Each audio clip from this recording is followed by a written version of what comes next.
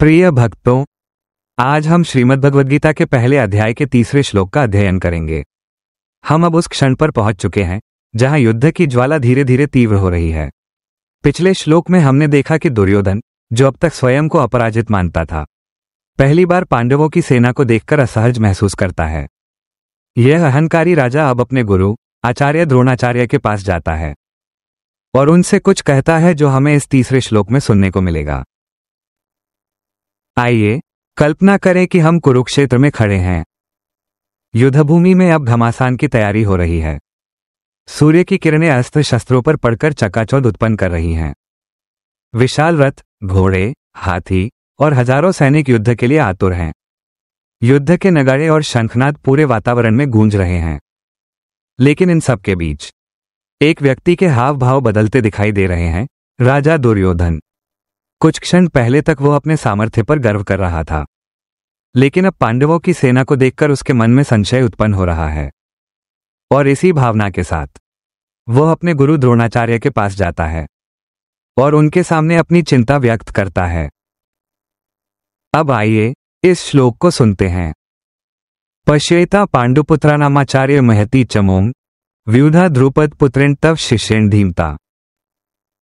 आइए इस श्लोक का अर्थ समझते हैं।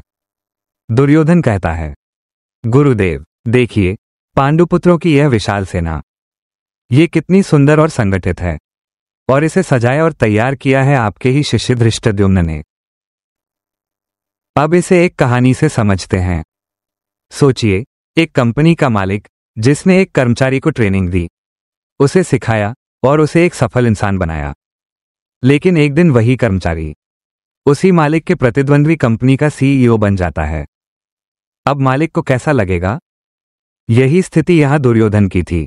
उसने द्रोणाचार्य को याद दिलाया कि वही धृष्टद्युम्न, जिसे द्रोणाचार्य ने स्वयं शिक्षा दी थी, आज पांडवों की सेना का सेनापति बन चुका है।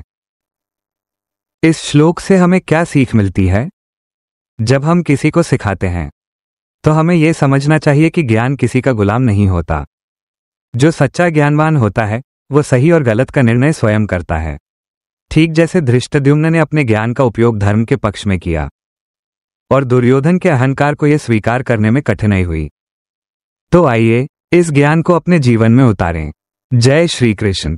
प्रिय भक्तगण, हमारे साथ इस आध्यात्मिक यात्रा में शामिल होने के लिए आपका दिल से धन्यवाद। आपका साथ और आशीर्वाद हमारे लिए सब कुछ है। यदि आपको हमारा कंटेंट पसंद आता है तो कृपया हमारे चैनल को सब्सक्राइब करें, वीडियो को लाइक करें और कमेंट में जय श्री कृष्ण लिखें। भगवान श्री कृष्ण आप सभी को शांति और सुख प्रदान करें और आपकी सभी इच्छाएं पूरी करें। जय श्री कृष्ण।